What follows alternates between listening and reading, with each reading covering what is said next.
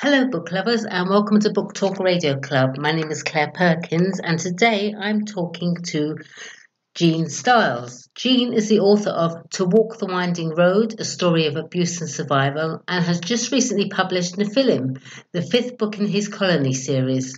Hi, Jean. First of all, welcome, and thank you for coming on Book Talk Radio Club.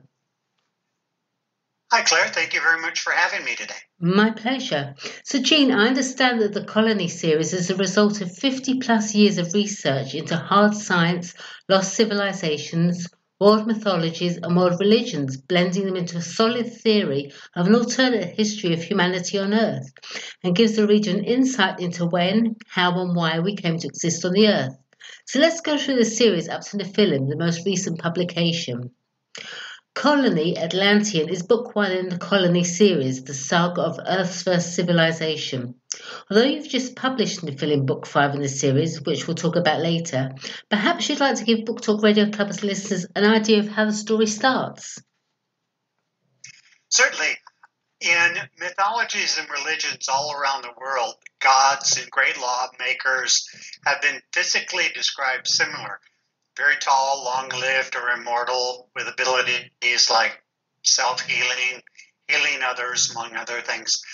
There are groups who even think aliens from another world visited the Earth in ancient times. Mm-hmm. Well, Colony Atlantean takes all of these aspects and the hard sciences of archaeology and asks where these people may have come from and why would they come here in the first place. Right. The science we talk about in it involves everything about how a species could grow so tall, given gravity and air pressure, and what biologies might make them very similar to us, but have the ability to do things like heal, as well as higher technology, of course, that you can find in archaeological finds all around the world. Right. Well, Atlantean specifically tells you the story about where they came from, how, why. It's the story of the people. That's what they call themselves. They're basically human race who find that their own homeworld is dying because they try to artificially control their environment. So they become very conscious of environments. To survive, they've got to choose between something they've never done, cross vast reaches of space to a new world that's uninhabited by intelligent life and fit for them, or a close one which they're going to have to alter in order to make it livable. However, a secret sect appears while they're making this choice, led by a man of gold who sabotages their efforts to leave the planet because they feel it's the will of the Creator, their God, that they die there on the planet of their birth. And the ensuing battle will change their destination and destinies forever. It'll lead to the first war of the gods between Kronos and Uranus, as laid out in Greek mythology. Right. So Book 2 Neander, Book 2 Neander presumably introduces Homo neanderthalensis to the story, although if I'm not mistaken, you've named them the Izon. Are they exactly the same to look at as Neanderthals? They look the same, and actually they are what we consider Neanderthals. Right. However, they're not quite what you might think. Something happens when this race gets to the Earth. The atmosphere is too thick for them and too rich for them to breathe. It hasn't adjusted yet from what they did to it. And the survivors decide to drop into a deep sleep, kind of suspended animation, to await the time when the Earth is breathable. However, they leave a small group outside. They figure it'll only take about 100 years. And this group is led by a scientist named Iason, who is a Greek god. But something goes wrong, and that group is forced to move and the ships are buried, so they can't get to them. Their descendants, their children, have to devolve to survive in the harsher environment that the Earth is at the time. Right. And they shorten their name from Iazon to the Izon. Ah. Now, is there hard science proof that bodies can devolve? Absolutely. If we look at the biology of humankind today, we see that there's a lot of bestial organs, like the appendix, for instance, that does nothing. And so the question is, why? And what were they used for in the past? If you believe in God from the Bible, you know that he would not do anything and create something that's not useful. Sure. Also, I'm a martial artist, and anyone in martial arts can tell you that we tune out our environment. We learn to close out the background noise of city life. We learn to quit smelling as well. We learn to quit feeling things that get in our way to survive. And as a martial artist, you learn to tune your body back into those things. And that leads into the Neanders. It shows that they, like modern society, devolved over millions of years and became something else. But they're driven by a need. Their whole culture is based on getting back to the ships and awakening these ancestors. And they're led by a genetic line of female throwbacks that look more like the original Atlanteans. Right. They're called keepers. And they are the ones that constantly move the group forward as they travel basically around the world to get back to the original place where these sleepers are to wake them up. Is this what happens in But book? not all. Sorry, is this what happens in book 3, Bloodkin? This introduces the reader to the Atlanteans, who were to usher in the time of peace and plenty for the Izon, but alas not so. Is this what happens? I mean, what? Exactly. This is what leads into it. They succeed.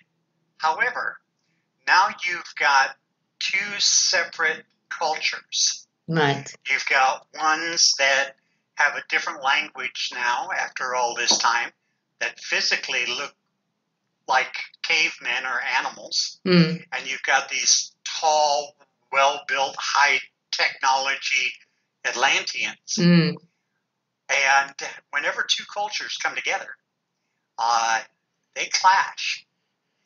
Especially if the original people do not, or if the majority of the original Atlanteans that are awoken do not realize that the Izon are actual blood kin to them, that they're actual descendants. And that's scary.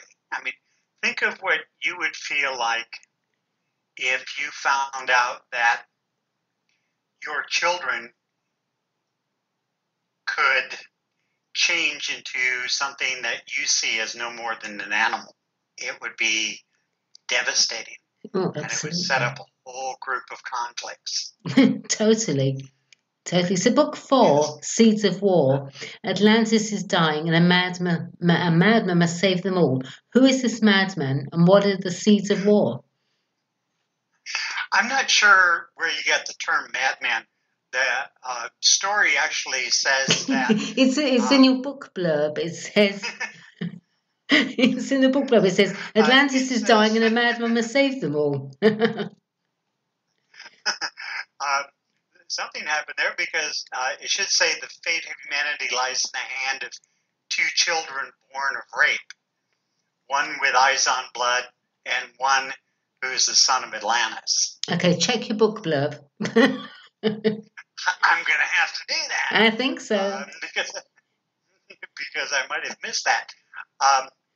Well, basically, one of them will become kind of mad. Right. And he's going to have to decide, is he going to, if you've ever known someone who is a product of rape, you know that their whole life is driven by anger, by anger toward the people who caused it. Well, one of these two, is actually the son of Kronos, who is the leader of the Atlanteans. Mm-hmm. The other is a child that proves that the Izon and the Atlanteans are the same breed, because he's a product of a rape between the Izon and an Atlantean woman. Right. And they're going to collide. And when they do, it's going to be a decision between them of how are they going to set aside their differences? Are they going to bring the cultures together? Or is their hatred for each other going to split the world in two? Ah. And finally, Nephilim, Book 5, and the most recent story introduces us to the Nephilim, a new race of man intended to be the saviours of the people. Instead, they and their brethren are feared, hated, and hunted. Why? Tell me about the Nephilim. The Nephilim, as I pronounce it, Okay. with my American accent,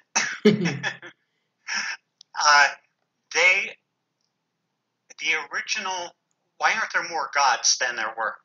Where did they go? What happened to them?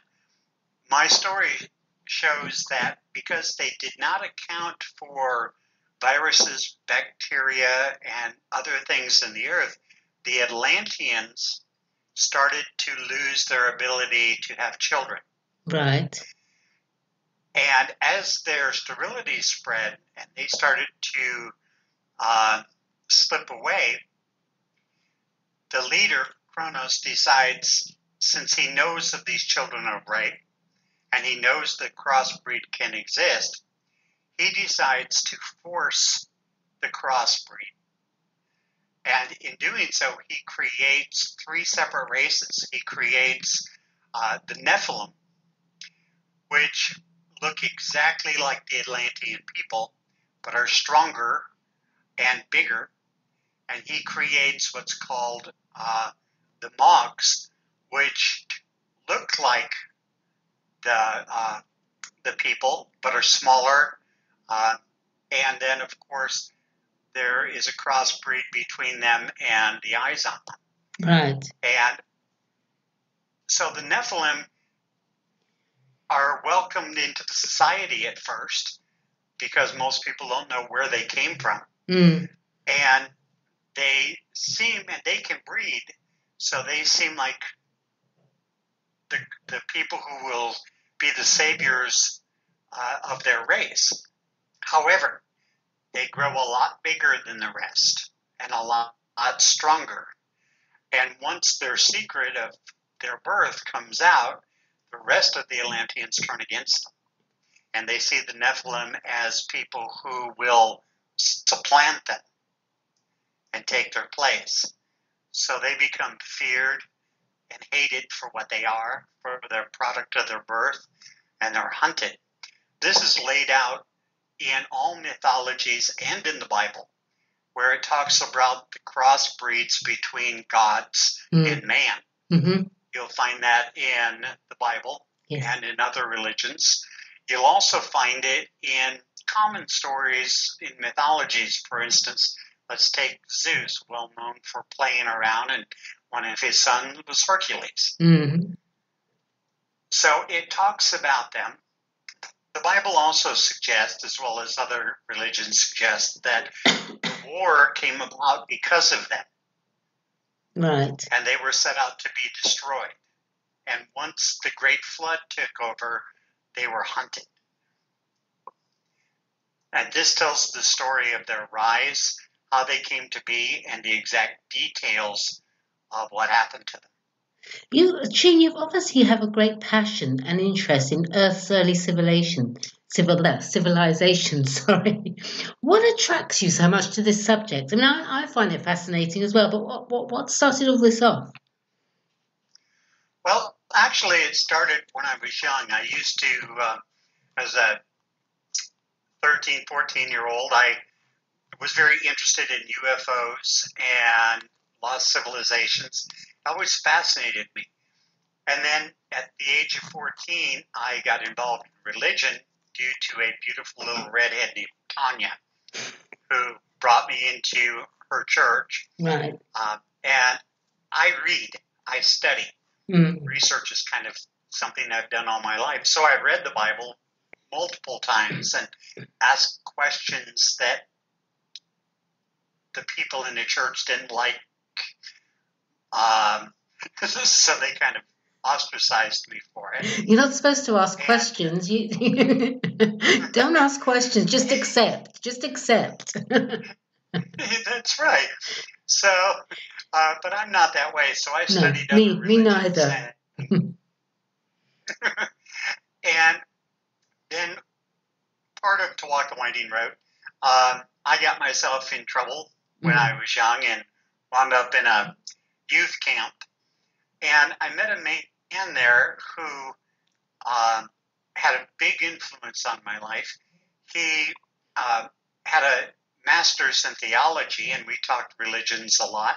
But he also wrote books on mythology. And he got me to look at that. Right.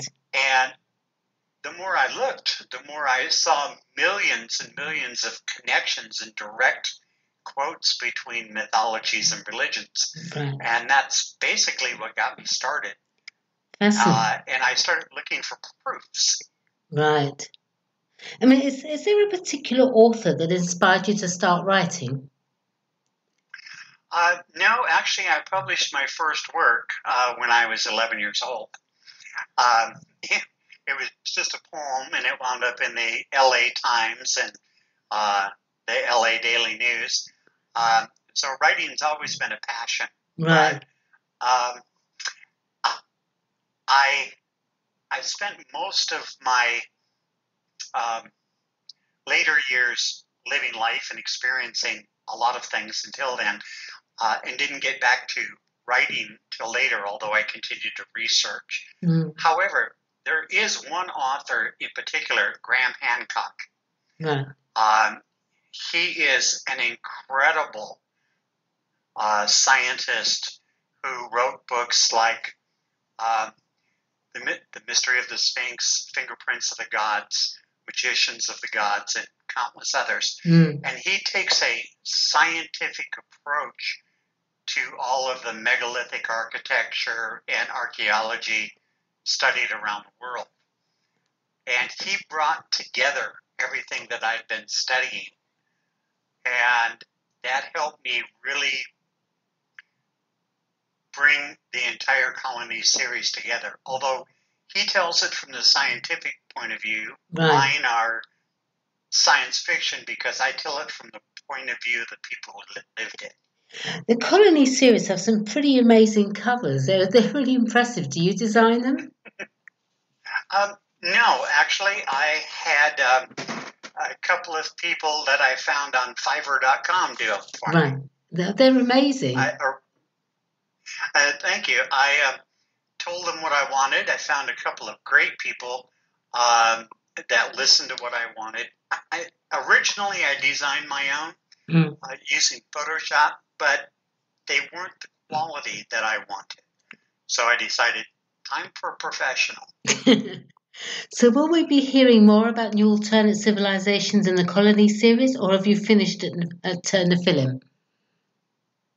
Now, there will be at least 2 more books in the series. I'm currently working on Colony Olympian, which will talk about the Second War of the Gods, which was between the Titans of Greek mythology and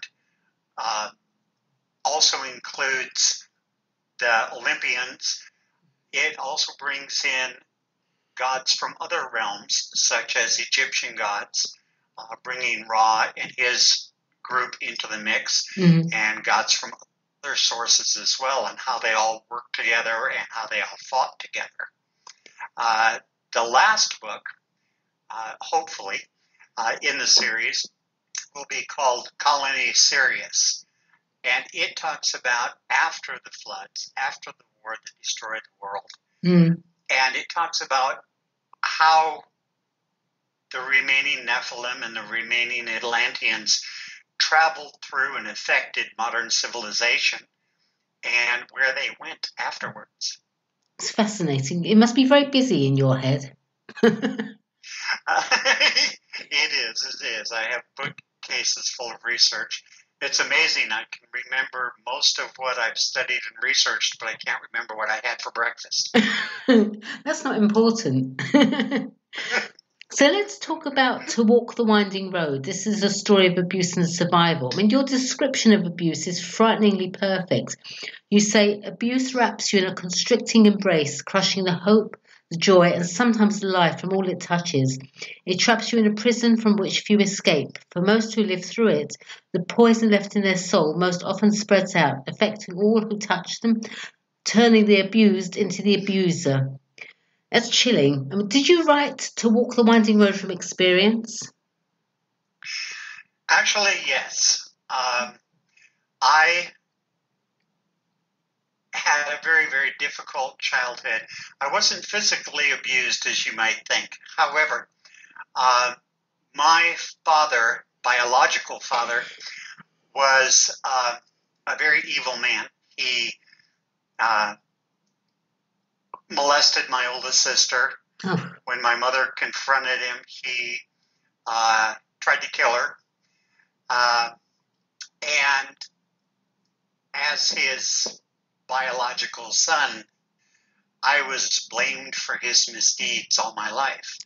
I was seen as the bad seed. I was seen as someone who would always do wrong, to be watched for.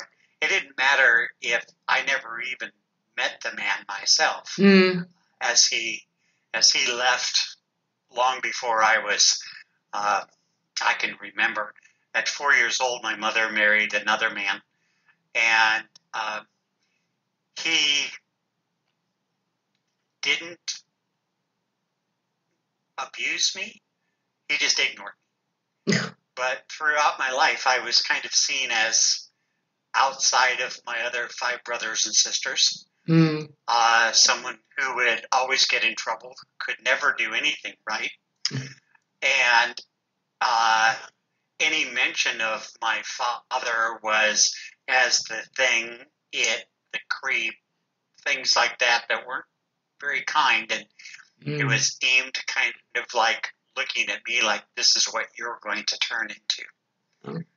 How awful. I didn't. Obviously not, thank goodness.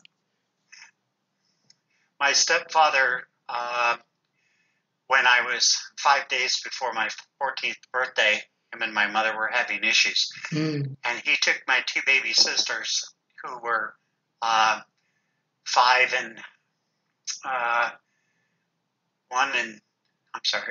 9 at the time, and ran away. And when the police caught up with them, he was in a pickup truck with the 2 of them next to him. When the police approached, he turned and put a gun to his chest and pulled the trigger. Oh, God. So his suicide not only affected them, but it also destroyed my family for a long time. I'm sure it did. I mean, you say you grew up...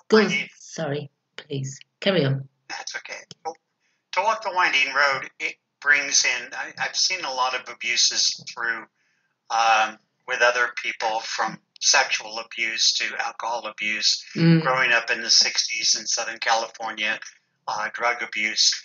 And To Walk the Winding Road brings this all together, and with different characters, and shows how different types of abuse affects their lives, and how it can either destroy them or make them stronger. You grew up as an outcast in your family, and when you were 17, you started a 3-statewide non-profit organization called Teens Inc. Tell me about that, why you started it. Well, it was after I got out of my little boys' home situation. And instead of going in with a bad attitude, I went in to try to make myself better. And this gentleman who also introduced me to mythology and other aspects of religion gave me a great piece of advice. He said, Gene, you're going to be around hundreds of types of people from all walks of life. You're interested in people, get to know them and what makes them tick. And I did. And I saw that a lot of them just needed to be heard. They needed to be given a role in their own lives. And so when I got out, I brought kids together to answer their own problems in society, whether it be getting the city councils to hear about their needs, or to help set up free clinics in areas that needed it, or to start places that they could hang out, teen clubs, for instance. And I gave them a voice, and that's what Teens Incorporated was all about. That's wonderful. I managed to spread it through 3 states. That's amazing. So you came out of a bad situation and you turned it on its head and you helped other people. That's wonderful. Absolutely wonderful. Thank you. When I was in the 80s, I turned it into a business. I opened 3 for-profit teen nightclubs in Southern California, which are rated by websites, especially my biggest one, Xenon West, as one of the top teen nightclubs in the country, even up against New York clubs. There's Facebook pages dedicated to Xenon West, and I didn't know it until about 8 years ago, but my kids, my patrons, my employees get together every couple of years and have reunions for the clubs in Southern California. And I was able to go to the 30-year reunion of my own nightclubs. Fantastic. That's just wonderful. So look, you live in Missouri on the land you and your late wife Diane cleared together and in the house you both built. Tell me about Diane if you want to. Did she inspire and encourage you to write? Without Diane, I never would have published a book. Right. Because of my background and because of my feelings of not really being good enough, or no matter what I accomplished, and of course the traditional publishing world, I never felt I could actually get any of my work published. Right. And I had all but given it up, even though I had manuscripts lying around. And Diane came into my life, and she was an astounding woman. And she had a life even harder than my own, and was sweet and kind and loving. And she believed in me, and she believed in my stories and what I wrote, and would talk to me about my research for Colony. And she said, "You've got to get this published." And she pushed me, and finally I went indie publishing and published To Walk the Winding Road, which was my first novel. And I followed that with Phenomena, the Xenon West story, which is biographical fiction about those teen clubs I used to have. And then I started into the Colony series. And she pushed me and would give me advice and be my sounding board. And whenever I became discouraged, she would say, "You have to get going. This is an important story to tell." Oh. So without her, nothing would have ever happened. Lastly, where can Book Talk Radio Club's listeners purchase the Colony series and To Walk the Winding Road? All of my books are available on Amazon. Right. And they are also available through Lulu and other outlets. And they can go to my Facebook page, and there is a link there to all of my books. Wonderful. All right, well, thank you, Jean. Please come back on Book Talk Radio Club when you've published your next book. I'd love to chat with you and hear more. In the meantime, good luck for the future, and thank you, everyone, for listening to Book Talk Radio Club. Thank you very much, Jean. And thank you, Claire, for having me on today. I really appreciate it. Oh, my pleasure. Take care.